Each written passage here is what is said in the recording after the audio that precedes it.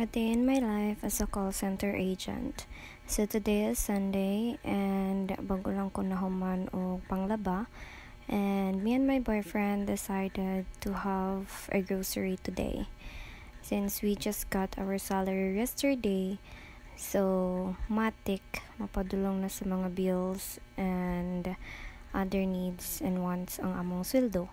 So first ana is grocery. Mo ginamong una ginabuhat every time makuha na namo among sahod is grocery gid na.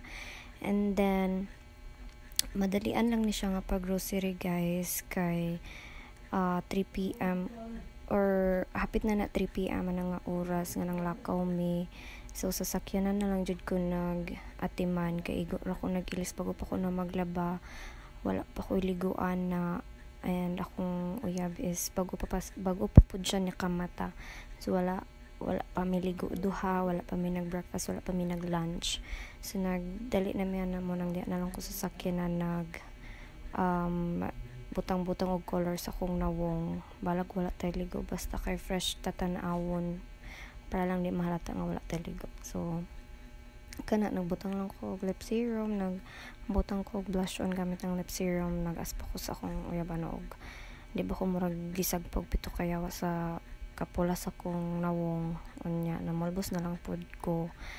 Tapos nangutana po ko siya di ba murag ginudnud sa harina kong nang sa kaputi. So ano man siya, okay lang, gwapa gyapon. So gibot naman ako pulbos kong nambot nga nampod na ako ang liog kay para fair pod sila. Dili pwede nga kuan ugadagan na siya na guys, while ako nagpagwapa pa sa sakyanan. Madalian na siya kay ang sakyanan po is gamiton sa iyang parents before mag 7 PM unya siya kay na siya duty 7 PM last shift niya today. So kana padulong na mi og SM sa SM Uptown may mag-grocery ambot kay naka-decide man siya nga sa SM Uptown may mag-grocery today. Usually sa Gaisano Carmen gid mi grocery, pero abot na mig SM na. And then since wala man mi breakfast and lunch, ano siya mag Jollibee na lang daw mi mga unsa mi una mi mag-grocery. So nag-order lang mi, and then naghulat mi sa mong order, chika lang mi nagtabi-tabi mi. Tapos na siya nakita nga video dia guys, ang mga baboy daw nag-racing. Naiyak kong gignan mga igsuon daw na ako. So mo to nasuko ko na nga nagkatawa guys, ambot basta mo na siya. Then gibawi pa ba niya, namuyok pa ba siya.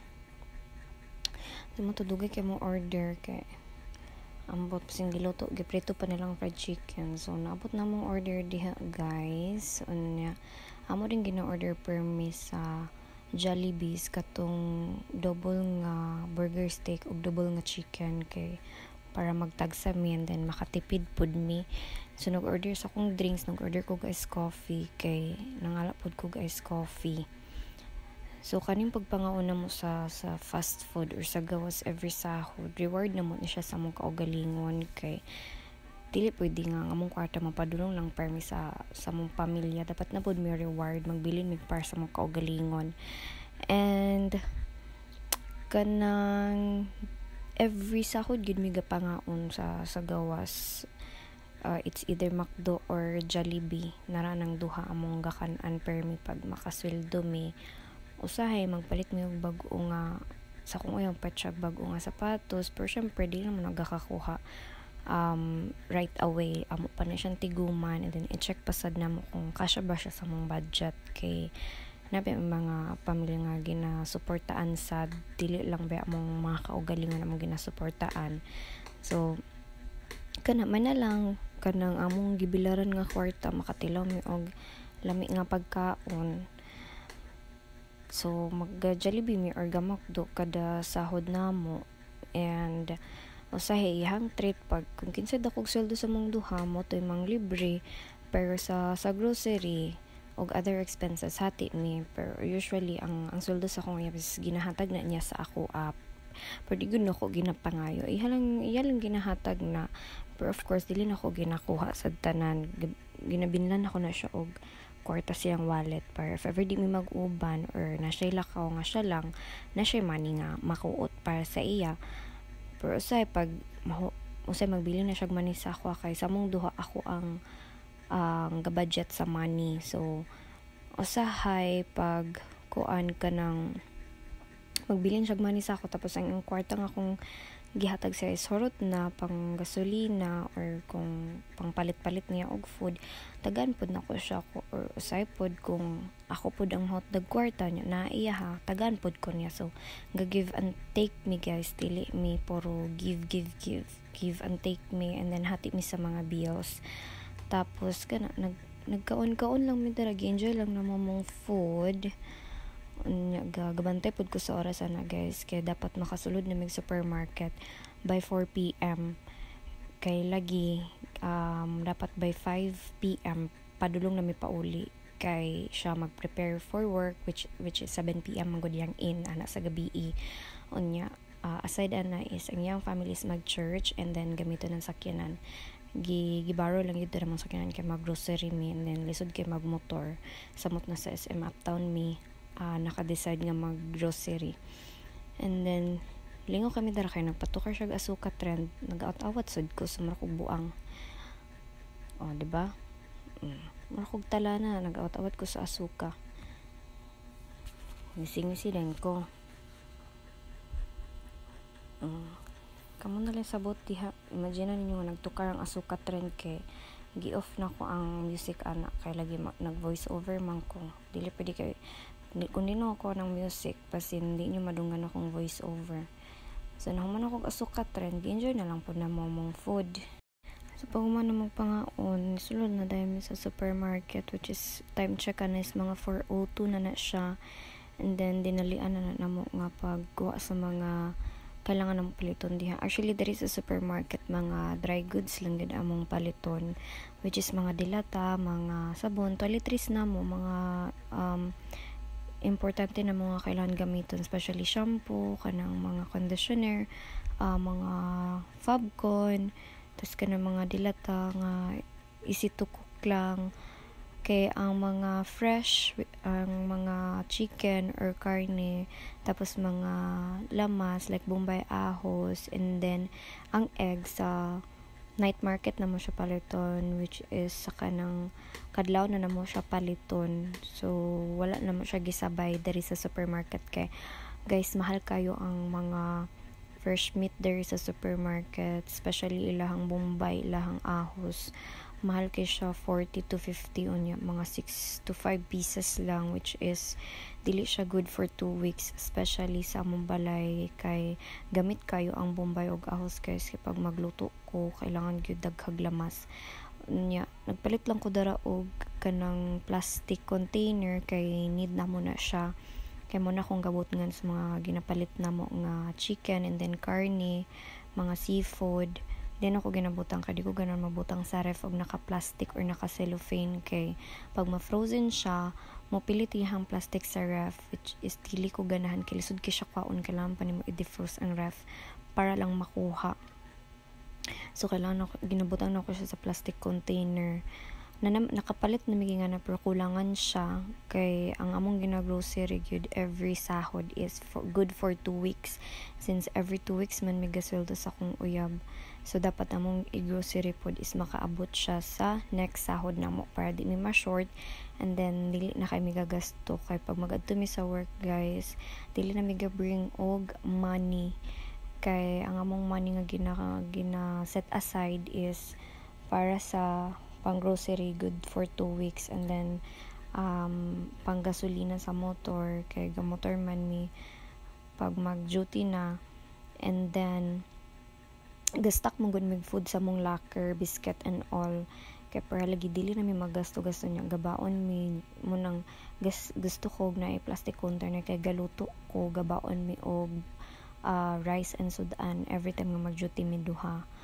Tapos sa mong snacks, kay night shift man mi duha, gastak mi sa locker og mga biscuit, kanang mga cup noodles, mga cup pansit canton, kan mga isitukok lang pod nga food, kay gabaon man nagastak mi sa locker, kay sumusad kayo kung puro na lang may biscuit. So man siya akong driver, namili siya sabon kay lahi na siya sabon, lahi pod kog sabon, so sell ka ko siya kay Safeguard nga lemon. Di na siya gagamit og laing sabon kay ambot arte kay siya lawas. Lemon Safeguard riga ang saya ana. So siya tigtuklod sa cart anya. Ako pod tig suri-suri mura kog bata nga nawala diha.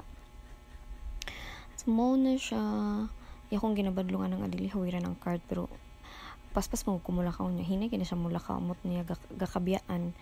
Wala ni pulo sa mong mini vlog ug dili ko makita, diba? So buyag-buyag nagiguglawas ani. Brako kay kumulakaw murag di tabai. And gusto na ko magpakat og hair, guys. So gusto ko magpakat at the same time magpa-color, pero kay estudyante pa man ta, dili ta pwede magpa-color nga hayag kayo kay for the no trespassing sa school. O, diba? Gako ano yung pamidara o kung sa mong kailangan paliton. So, nangutan ako si Ana ang sapay kulang sa balay. Kaya, lagi nang lakaw, rami nga nang lakaw, guys. Pag human ako glabay, gusto siya nga mag-grocery ta. So, di nag-ilis ra ko pang grocery nga outfit. So, iya pong shampoo na, guys. Lahi iyang shampoo. Dili na siya gagamit og lain nga shampoo. Dove for Men ragid na iyahang ginagamit. Kay gakaspahon siya sa lain nga shampoo. Inga naka-arty og panit ako ang uyab, guys. Ambot mas babae pa siguro siya panit sa kuha. Ambot na lang gyud. So mas daghan pa siya og arty sa lawas kaysa sa ako. So nagtuyok-tuyok lang media sa SM. Luag pug kay ning SM Uptown, guys. Like kanang lagyo kay lang distansya sa ilang mga kuan, mga gamit. I mean kanang mga baligya nila, like ang shampoo, like kay distansya sa mga dilata, mga alcohol nga lugi siya distansya. Unlike sa Gaisano nga luag man gyud parang Gaisano pero dikit-dikit ra siya ba. O mo nang shampoo sa kong guys, tapos kinuan pagid na siya.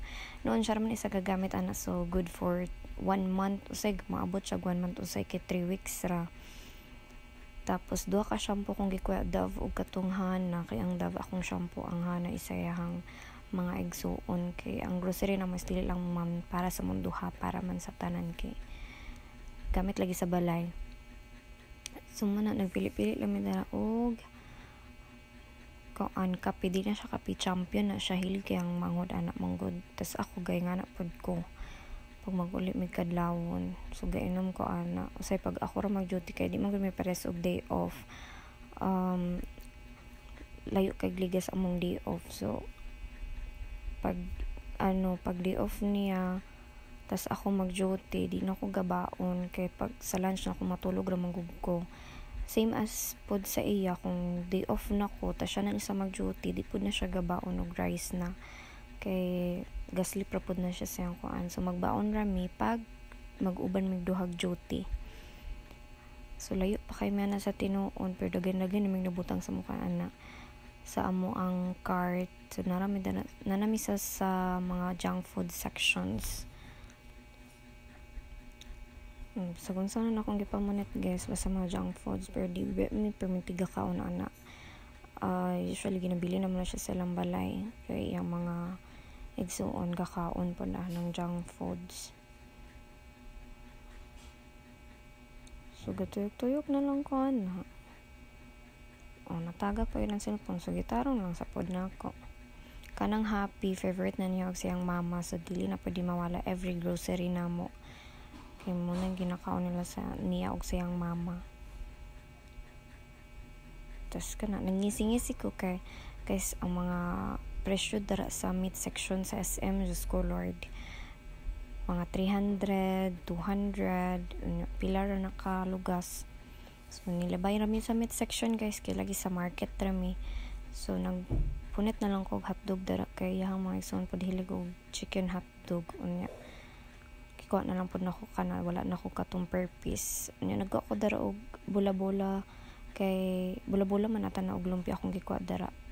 So ang bola-bola barato ra siya, so nagkuha ko mga 8 pieces sa bola-bola. Kay para kung kapoy ako gluto mga kanang adobo, at least na maprito.